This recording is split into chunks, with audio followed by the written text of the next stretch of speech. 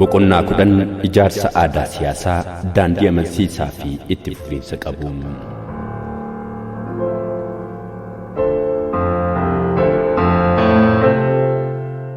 Hacuuccaa hundeerraa dhabamsiisuudhaan sirna fedhii fi dantaa uummataa bu'uura godhatee fi itti gaafatamummaa qabu diriirsuudhaaf daandiin sirrii fi itti fufiinsa qabu aadaa siyaasaa dimokiraatawaa ijaaruutiin.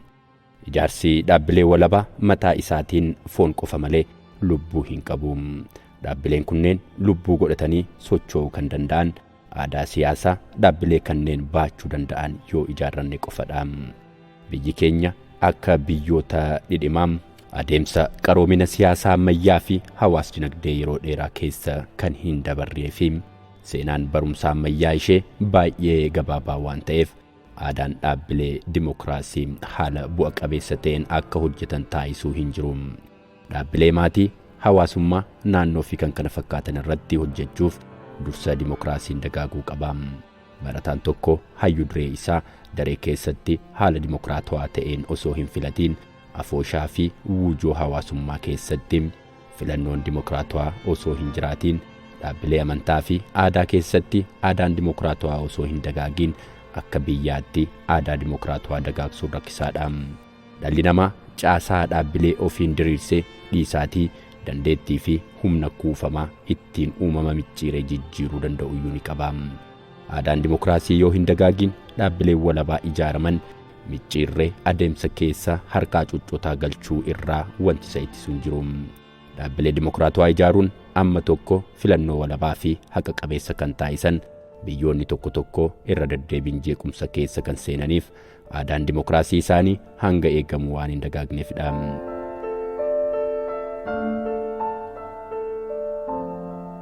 Pirojektiin aadaa dimokiraasii sadarkaa biyyaatti ijaaruun qabsoo hadhaawaa kan gaafatuu fi adeemsa walxaxaa yeroo dheeraa gaafatudha.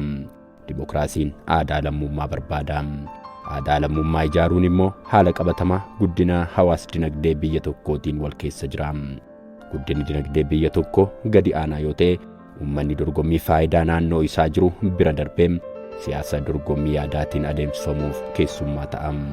Hawaasni akkanaa rakkoo yaada jireenyaa bal'aadhaan waan qabamanii fi duudhaalee dhugeeffannoo arga yaadaa waan hin gabbifanneef sirna dimokiraasii dorgommii yaadaa irratti bu'uureffaman dhaga'uuf yeroo hin qabaniim.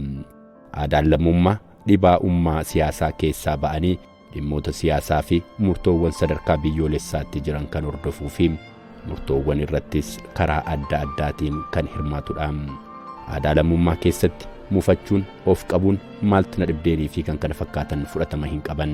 Siyaasa hordofuu qofa osoo hin taane siyaasa keessatti qoodaa fi ga'ee kee bahachuu of keessatti hammata. Lammiileen dhimmoota ganda keessaa fi dorgommii faayidaa gosa gidduu jiru keessaa ba'anii murtoowwanii fi kallattii siyaasaa dhimmoota biyya fayyadanii kan itti cinqaman aadaa itti gaafatamummaatiin. Adeemsa aadaa siyaasaa bocuu keessatti aadaan hawaasaa turee fi shoorrii mootummoota wal maddii qabamuun ilaalamuu qabu. Gama tokkoon hawaasni dhaabbilee hawaasummaa waliigalaa keessatti sirni maatii qajeelfamoota dimokiraasii irraa kan fagaate yoo ta'e aadaan siyaasa biyyattiis dimokiraasii irraa kan fagaate ta'a. Aadaa dimokiraasii uummanni hin qabne filannoo fi siyaasaaf jecha har'a uumuun hin danda'u. Karaa biraatiin mootummaan gama miidiyaa fi dhaabbilee isaaniitiin deddeebi'ee wanti uummataaf tamsaasu ergaan siyaasaa aadaa siyaasa biyyattii bocuu irratti shoora guddaa taphata.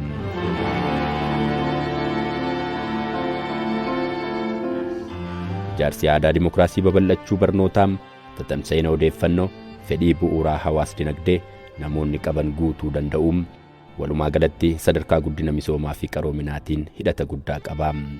Gama namoota siyaasaatiin guddina hayyummaa fi aadaa bal'ina dhaabbilee walabaa keessatti dammaqinaan hirmaachuu bilchinaa fi jabina dhaabbilee siyaasaa waliin hidhata jabaa qaba. Ijaarsa aadaa dimokiraasii miidiyaadhaan karaa haqaatiin karaa nageenyaa fi karaa dhaabbilee birootiin ga'umsa ogummaa fi piroofeeshinaalizimii irratti kan hundaa'edha. Gama tokkoon hojii ijaarsa dhaabbilee walabaa gama biraatiin immoo hojii waliigaltee biyyoolessaa wayita hojjennu ijaarsa aadaa dimokiraasiitiin karaa walakkaa deemne jechuudha. Hojiiwwan walxaxaa kanneen hojjechuun hojii filannoo fi bakka bu'aa hin qabne ta'uun isaa akkuma jirutti ta'e Projektii ijaarsa aadaa dimokiraasii bu'a qabeessa gochuuf amala biyyoolessaa uummanni qabu qorqalbii hawaasa waliigalaa aadaa fi barmaatilee hawaasummaa ummatichaa yaada keessa kan galfate yoo ta'e dhamaatii fi yaaliiwwan ijaarsa aadaa dimokiraasiitiif taasisnu nuuf gabaabsuu ni danda'a. 10.1 Itoophiyaa amalaa fi duudhaalee waloon.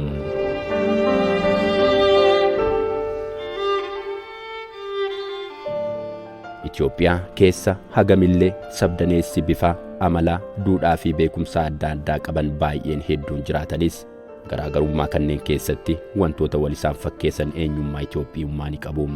Itoophiyaanonni akkuma uummata biyya kamiituu amala wal fakkaataa adeemsa yeroo dheeraa keessa bocame ni qabu. Itoophiyaan seenaa bara dheeraa waan qabduuf uummanni ishee bara dheeraaf waliin jireenya isaanii keessatti hariiroo tumsaa fi morkii waliin taasisaa turaniin amaloota aadaalee fi duudhaalee adda addaa walirraa dhaalanii wal dhaalchisaniiru. Itoophiyaa keessatti taateewwan seenaa deddeebi'anii ta'an sadii hidhata uummataa uumuudhaan duudhaalee waloo akka qabaatan taasisaniiru. Isaanis waraana godaansaa fi sochiiwwan amantiiti. Itoophiyaa keessatti kallattiiwwan arfaniinuu waraanatu ture. Waraanni kunis humnoota alaa fi wal wajjin kan taasifamaa turedha. Humnoota alaa wajjin yeroo waraanni taasifamu humni waraanaa kallattii mararraa walitti dhufu yeroo baay'ee wayita nagaan jiru qonnaan bultoota wayita waraanni jiru humna waraanaa ta'uun humna tajaajiluudha. Fageenya dheeraa kutuudhaan deemu.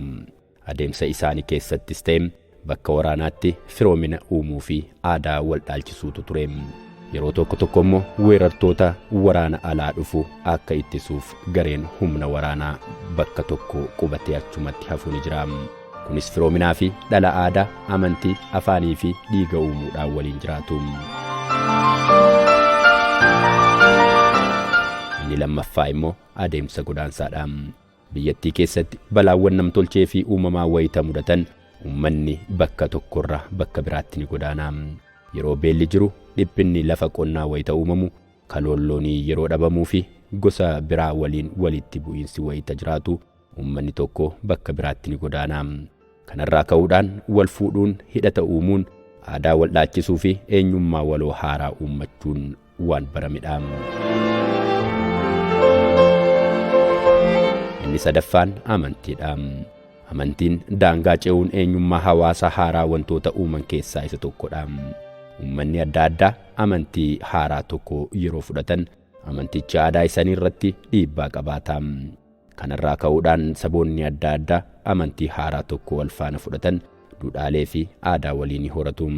Kana malees barsiisaan amantichaa barsiisu bakkaa bakkatti socho'uudhaan barsiisa. Hordoftoonni amantichaas sagadaaf iddoo tokkoo gara biraatti socho'u. Dargaggoonni duudhaalee amantichaa barachuuf iddoodhaa gara iddoo biraatti ni socho'u. Sababii amantii tokko hordofaniif saboota adda addaa gidduutti firoominni gaa'elaa ni uumama. Taateewwan sadan kunii fi kanneen biroos walitti ida'amuun uummattoota gidduutti duudhaalee waloo, aadaalee, barmaatilee fi eenyummaa tokko uumuu. Keessattuu ijaarsa mootummaa ammayyaa waliin wal qabate uummanni Itoophiyaa amalaa fi eenyummaa biyyoolessaa waliin uummataan adda baasuun ilaaluun ni danda'ama. Haalli siyaasaa fi dinagdee waliin hidhata seenaatiin yeroo walitti ida'aman duudhaalee fi amala uummanni Itoophiyaa waliin qaban nutti agarsiisa. 10.2 Ijaarsa duudhaalee arga yaadaa fi aadaa dimokiraasii.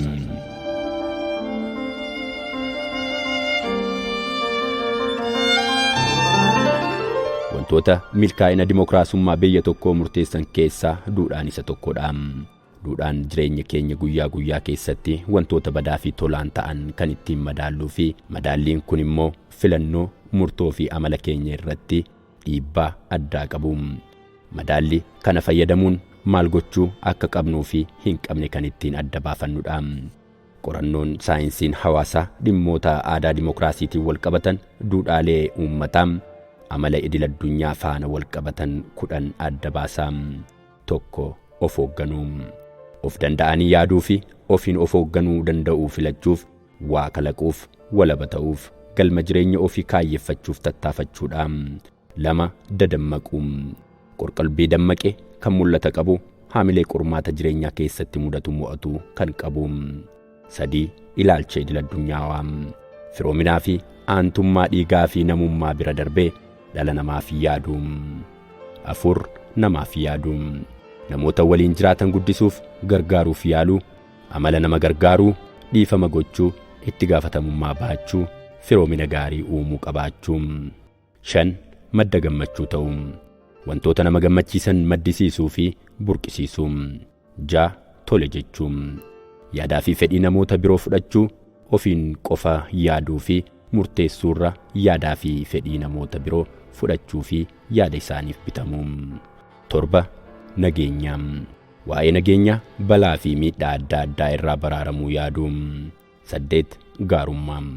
Namoota birootiif gaarii ta'uu, rakkoo isaanii hubachuu fi gargaaruuf qophii ta'uu, miira aantummaa. 9. Milkaa'ina.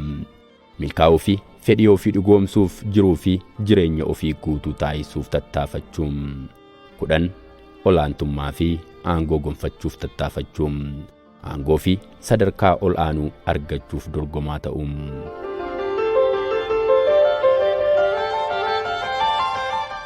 Biyyoonni dimokiraasii fi misoomni dinagdee isaanii gadi aanaa ta'e duudhaalee 5 gara dhumaatiif tole jechuu, nageenya, gaarummaa, milkaa'inaa fi aangoo iddoo guddaa kennu. Kana jechuun lammiileen barmaatilee hawaasaatiin liqinfamuun yaada haaraa burqisiisuuf sodaatan, sodaa fi shakkiin kan keessatti dagaage, milkaa'inaa fi aangoo nama dhuunfaatiif dorgommiin kan itti taasifamu inni jira jechuudha. Sababii kanaanis hawaasa xaxee wal kuffisu, aangoof jecha walitti bu'uu fi dhibaa'ummaadhaan callisee jiraatutu uumama jechuudha. Biyyi keenya Itoophiyaan misooma dinagdee isheetiin reefuu guddinarra waan jirtuuf, dimokiraasiinis reefuu jalqabbii irraa kan argamu waan ta'eef olaantummaa duudhaalee duubatti hafuu kanneenii ni mul'ata. Duudhaalee kanneen keessa duudhaan milkaa'ina haala adda ta'een biyya keenya keessatti gadi aanaa ta'uunsaa duchumatti hubachuu ni danda'ama. Dhimmichis amala humnatti amanuu qabnuun wal qabata. Dhimmoota adda addaa humnaan raawwachiisuuf kan tattaafannuu fi milkaa'ina jireenyaa caalaa humnaa fi shiraan namoota mo'achuuf iddoo olaanaa waan kenninu fakkaata. Sababii kanaanis hojjetanii jijjiiramuu fi galma jireenya ofii milkeessuuf duudhaalee milkaa'inaa biyyoota guddatan fayyadan kanaaf biyya keenyatti iddoo gadi aanaan kennamuufiin waan hin hafnedha. Duudhaaleewwan tarreeffaman kurnan keessaa kan biyya keenyatti ol ka'ee mul'atu duudhaa tole jechuudha. Biyyoota guddachaa jiran keessatti duudhaan tole jechuu waan hir'atuuf hayyoonni muraasni qaamni hawaasa bal'aan tole akka jedhuuf waan barbaadaniif hawaasa bal'aa kana gara badiitti oofuu danda'u. Namoonni dhuunfaa yaada mataa isaanii qabaachuu fi tarkaanfachiisuun haalli yaadota haaraa maddisiisuu isaanii hawaasaan kan daangeffame waan ta'eef yaadota haaraa biyya fayyadan argachuun rakkisaa ta'a. Biyya keenyattis duudhaan lammiilee waa gaafachuu, qo'achuu, waan nama fayyaduu fi miidhu sakatta'u kun dadhabaa waan ta'eef hayyoonni haala salphaa ta'een lammiilee keenya badiidhaaf bobbaasu.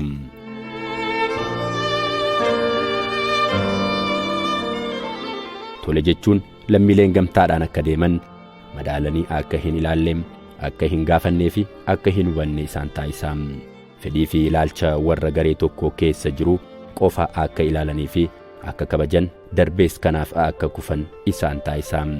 Kitaaba qola isaatiin nama amantii fi saba isaatiin eenyummaa nama yaada kaasee madaaluu keessatti nama kuffisa. Kunis hayyoonni lammiileetti seeraan alaa akka itti fayyadaman kan taasisuu fi faayidaa hayyootaa eegsisuuf jecha walitti bu'iinsa waliinii ta'e jedhamee kan itti qabsiifamu haala hamaa uumaam. Rakkoon duudhaa kanaa inni biroo immoo hariiroo uummataa naga qabeessa ta'ee fi dagaagina aadaa dimokiraasiitiif bu'uura kan ta'e aadaa wal danda'uu waliin faallaa ta'uu isaati. Aadaan wal danda'u ammayyummaa waliin kan guddatu, babal'ina industirii fi magaalittiin kan jabaatu, dimokiraasiidhaan kan gabbatu aadaa murteessaa ta'edha. Wal danda'uu jechuun eenyummaa aadaa yookaan yaada adda ta'e kan kabajuu fi kan keessummeessu aadaa nageenyaan waliin jiraachuuf bu'uura ta'edha. Itoophiyaan biyya sabaa fi sablammoonni amantiiwwan, duudhaaleen, barmaatileenii fi seenessi siyaasaa hedduun keessatti argaman waan taateef sabdaneessummaa kana keessummeessu aadaa wal danda'u cimaatu ishee barbaachisa. Yaaddoo guddaa nageenya keessoo biyyattii kan ta'ee fi walitti bu'iinsa waliiniitiif kan nu saaxile aadaa wal danda'u dhabamuusaa waan ta'eef kunis duudhaan tole jechuu baay'achuu irraa madda.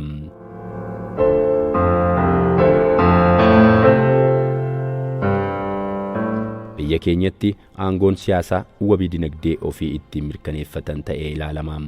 Aanga'oonni lammiilee isaanii tajaajiluuf tattaafachuurra xiyyeeffannoon isaanii inni guddaan aangoo keessatti fedhii dinagdeetiin milkaa'uufidha. kun immoo gadi aantummaa misooma dinagdeetiin wal qabatee kan uumamudha. Biyya keenyatti aangoo malaammaltummaa fi hanna waliin haalli itti wal qabsiifne kan kana keekudha. Namni tokko gara aangootti yeroo dhufu imaammata raawwachiisuu qabu, wantoota yaaduu qabu, karooraawwan karoorsuu qabu, jijjiiramoota fiduu qabu, itti gaafatamummaan qaba jedhee haalaan kan itti hubatu nama muraasadha. Inumaayyuu itti dhiyaanna ni beekna firooma qabna jechuudhaan jabana aangoo isaa akka isaan fayyadu yaadu. Inni isaan fayyaduu baatullee maqaa isaatiin fayyadamu. Warri biroo immoo isa beekuu, firoomuu, walitti dhiyaachuu keenya ta'uu dhabuutti miidhamneerra jechuun quba of nyaatu. Yaaliin isaanis itti dhiyaachuu fi wal baruudha. Gammachuu fi komiin garee lamaanii barmaatilee aangoo malaammaltummaadhaan wal qabsiisuu irraa dhufa. Faayidaalee calloowwanii barbaaduu kanaan wal qabatee rakkoowwan uumaman keessaa tokko itti gaafatamummaan hawaasummaa laafuu isaatiin. Yaalii biyyoota guddachaa jiran keessatti fedhii dinagdee guuttachuu fi wabii jireenya ofii mirkaneeffachuuf godhamu itti gaafatamummaa hawaasummaa isaanii hubachuun faayidaa isaanii waliin waan wal faallessuu isaaniitti fakkaata. Sababii kanaanis namoota dhuunfaas ta'e dhaabbileen adda addaa faayidaa hawaasaa fi biyyaa kan faallessuu fi kan miidhu gocha itti gaafatama hawaasummaa hin qabne keessatti kufu. Guddinni biyya tokko dagaagina itti gaafatama hawaasummaa waliin hidhata jabaa qaba. Biyyoonni itti gaafatamni hawaasa isaanii gadi aanaa ta'e misooma dinagdee fi qaroomina fiduuf ni rakkatu. Lammiileen faayidaa fi nageenya biyyoolessaa fi hawaasummaa waliiniitiif dhimma hin qabnee fi fedhuu dhuunfaa ofii qofa galmaan ga'uuf fiigu. Qabeenya biyyattii qisaasessuu fi leecalloowwan biyyattii irratti miidhaa geessisuun biyyattii hallayyaa hiyyummaa keessatti ishee kuffisa. Biyya keenyatti gama ijaarsaatiin wantoonni mul'atan lammii itti gaafatamummaan hawaasaa itti hin dhaga'amne hojiiwwan saamichaa kanarraa maqanii fi biyya ajjeesanidha. Lammiileen itti gaafatamummaan hawaasaa itti hin dhaga'amne jiraachuun dhaloota ammaa jiruuf qofa osoo hin taane dhaloota boroo fi adeemsa biyyattii gara fuula duraa kan gufachiisudha. Hojiiwwan eegumsa naannoo keenyaa sababiin bu'a qabeessa ta'uu dadhabee fi balaa guddaadhaaf saaxilameef gocha lammii itti gaafatamummaan hawaasa itti hin dhaga'amneefidha.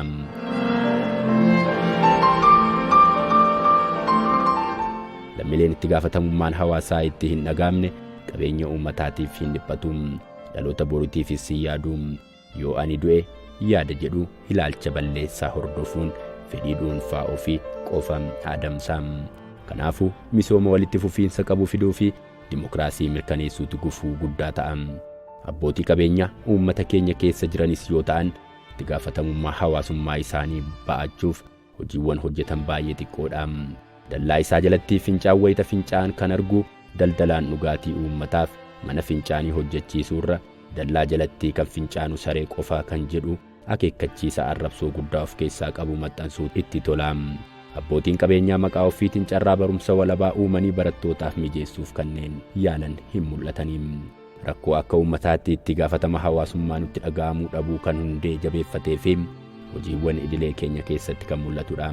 Kanaafidha biyya keenyatti lammiileen itti gaafatamni hawaasummaa akka itti dhaga'amuu fi itti gaafatama isaaniis akka ba'atan hojiiwwan bal'aan hojjetamuu qabu kan jennu.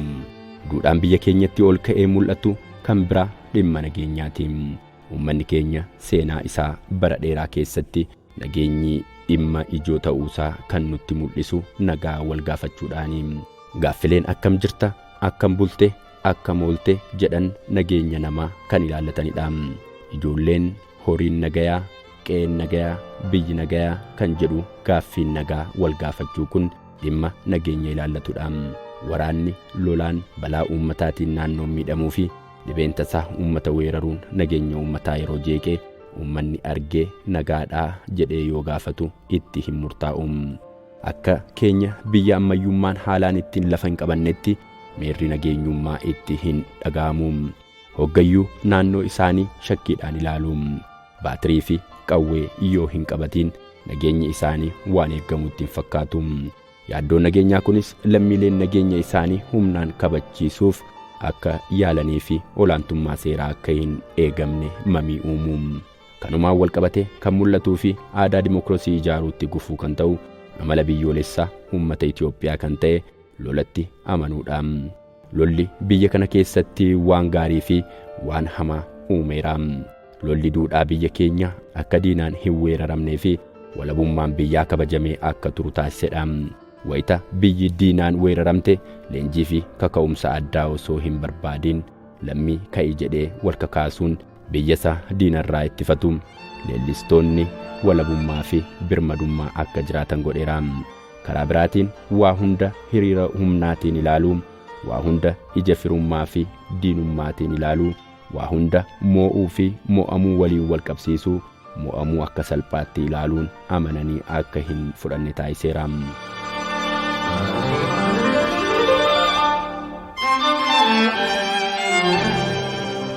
Siyaasa keenya kan balleesse aadaa marii fi falmii keenya bakka tokkotti hammacuu fi wal balleessuu irratti akka hundaa'u kan taasise sababni tokko Itoophiyaanonni abbaa humnaa ta'uu keenyadha. Abbaan humnummaa duudhaalee haamilee keenyaa wal faalleessu lama keessatti uumame amala dhufuudha. Inni tokko osoo jajjabeessuu, inni tokko immoo osoo dhoowwuu, karaa tokkoon goota osoo faarsuu fi gootummaa abbaa humnummaa waliin wal qabsiisuun miira fuulduratti nu oofuu yoo ta'u, karaa biraatiin immoo barumsa safuu amantii keessaa madduu fi gootummaa fi abbaa humnummaa kan balaaleffatu qajeelfama safuu keenyaatiin. Amalli abbaa humnummaa keenya garaagarummaa yaadaa akka humnaatti waan fudhatuuf waan balleessuudhaaf sababa ta'a.